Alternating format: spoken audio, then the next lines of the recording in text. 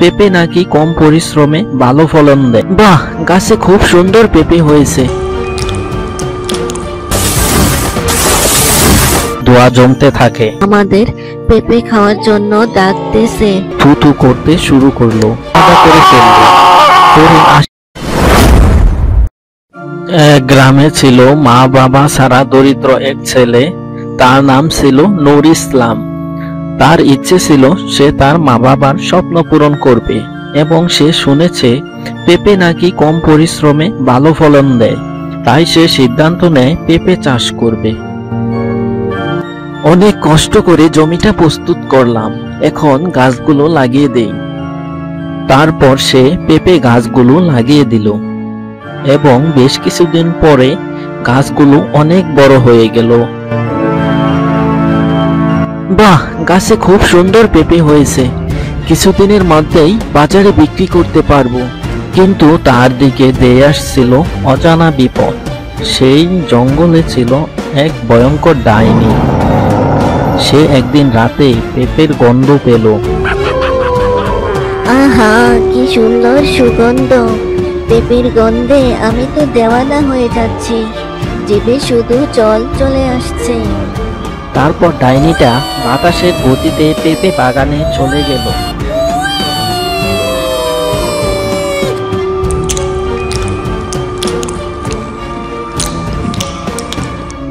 কি স্বাদ, কি মজার! পেঁপে খেয়ে অনেক শান্তি পেলাম। এখন থেকে প্রতি রাতে এ বাগান থেকেই পেঁপে খাবো। হি হি হি। আশিক ছিল নূর ইসলামের প্রতিবেশী। সেও পেঁপে চাষ করত, কিন্তু তার পেঁপে গাছে কোনো পেঁপে আসতো না। ছোড়াটা আমার সাথে পেঁপে বাগান শুরু করলো, কিন্তু আমার গাছে কোনো পেঁপে হলো না। তার গাছে ভরপুর পেঁপে হয়েছে। এটা আমি কিছুতেই সহ্য করতে পারতেছি না। আজকেই ওর বাগান শেষ করে ফেলবো।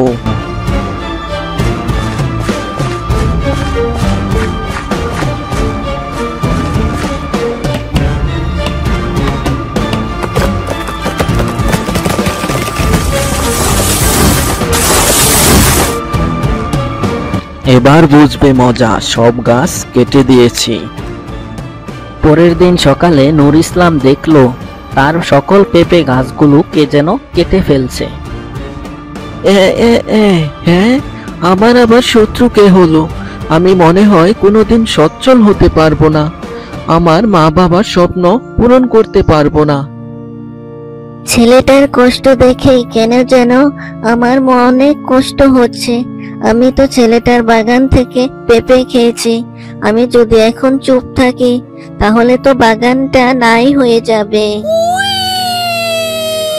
তারপর ডাইনিটা তার জাদু শক্তি দিয়ে সকল কাটা গাছগুলো আগের মতো ঠিক করে লাগিয়ে দিল। পরের দিন সকালে নূর ইসলাম দেখলো, হে হে, আমার পেঁপে গাছগুলো দেখি আগের মতো ঠিক হয়ে গেছে। এটা দেখি অলৌকিক। পেঁপেগুলো দেখি বেশ বড়। পেঁপেগুলো ভালো করে পাকলে কালকে সকালে বাজারে নিয়ে বিক্রি করব। সেই দিন রাতে বাগানে দোয়া জমতে থাকে। তারপর সেখান থেকে তিনজন পেত্নীর আবির্ভাব ঘটে।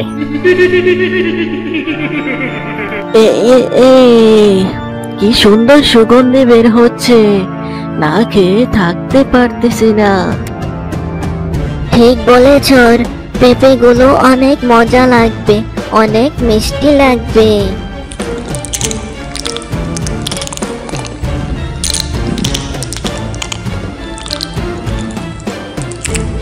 বাহ, পেঁপেগুলো অমৃত। এখন থেকে এই বাগান আমাদের। প্রতি রাতে আমরা এখানে পেঁপে খেতে আসবো। পেত্নীরা পেঁপে খেয়ে একে একে উধাও হয়ে গেল। বাগানের পেঁপে আবার শেষ হয়ে গেল। নূর ইসলাম সকালে এসে দেখলো, হায় হায়, আমার পেঁপেগুলো কোথায় গেল? কেউ চুরি করে নিয়ে গেল? নূর ইসলাম হতাশ হয়ে বাড়ি চলে যায়। প্রতিদিন রাতে গাছে অনেক পেঁপে দেখে, কিন্তু সকাল হলেই পেঁপে নাই হয়ে যায়। না না, এই গাছগুলো রেখে আমার কোনো লাভ নেই। আজকে সবগুলো গাছ কেটে ফেলবো।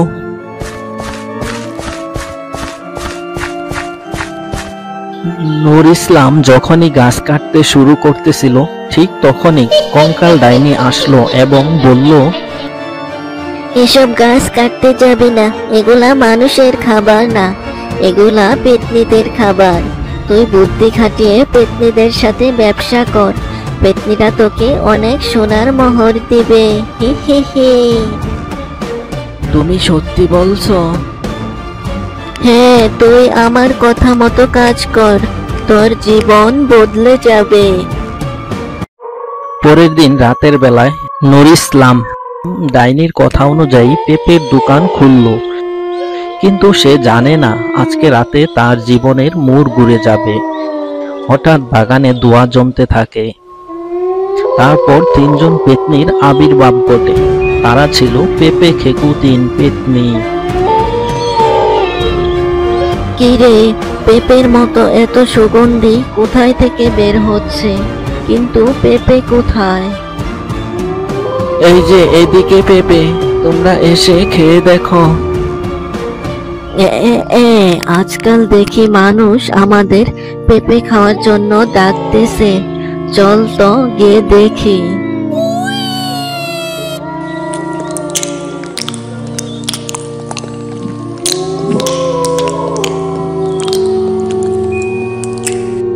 এ, খুব মজার, পুরাই অমৃত। আমাদের জীবনটা পুরা ফিরে এলো। পেঁপে খাওয়ার পর তারা সোনার মোহর দিয়ে বলতেছিল, এটা তোমার জন্য, প্রতি রাতে দোকানটা খোলা রেখো, আমরা আবার আসবো। ঠিক আছে, আবার আসবেন, আমি দোকান খুলে রাখবো।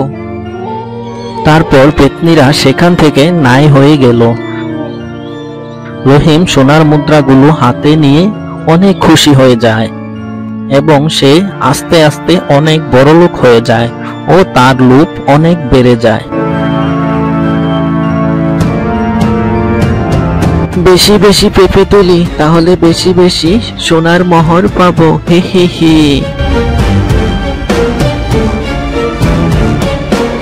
আমি তো এর পেঁপে বাগান ধ্বংস করে দিয়েছিলাম, তাহলে সে কিভাবে এত বড় লোক হচ্ছে?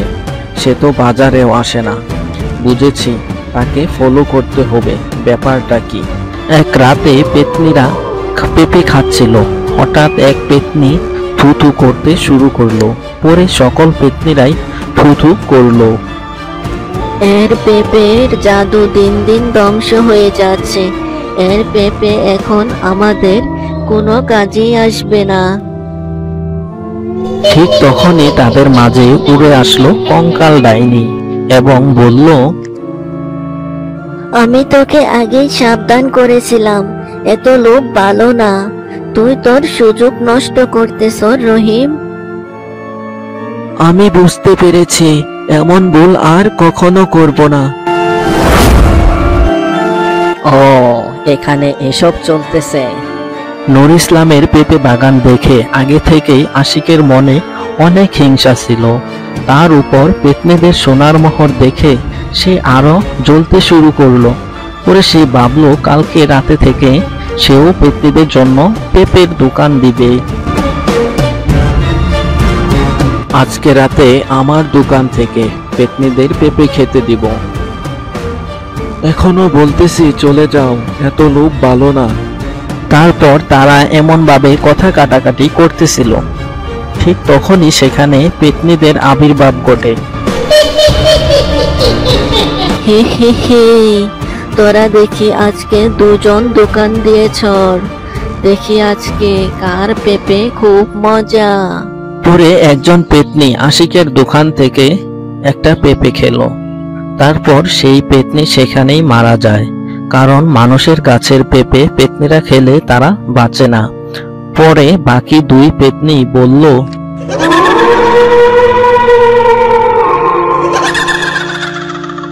কিরে ছোকরা, তুই মানুষের গাছের পেঁপে খাওয়িয়ে আমাদের একজন সদস্যকে মেরে ফেলছর, আজকে তোর আমাদের হাত থেকে রক্ষা নাই।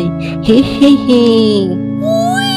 পরে দুইজন পেত্নী মিলে আশিককে ধরে মাথা থেকে বডি আলাদা করে ফেলল। পরে আশিক সেখানেই মারা গেল। পেত্নীরা তাদের একজন সদস্যকে হারিয়ে অনেক ভেঙে পড়ল। একজন পেত্নী নূর ইসলামকে বলল, কখনো লোভ করো না, তাহলে শেষ পরিণতি এমনটাই হবে। বন্ধুরা, আমাদের ভিডিওটি তোমাদের কাছে কেমন লেগেছে সবাই কমেন্টে জানিয়ে দাও এবং চ্যানেলটা সাবস্ক্রাইব করো। এই ভিডিওতে যারা যারা কমেন্ট করবা তাদের নাম সামনের ভিডিওতে শেষে বলে দেওয়া হবে।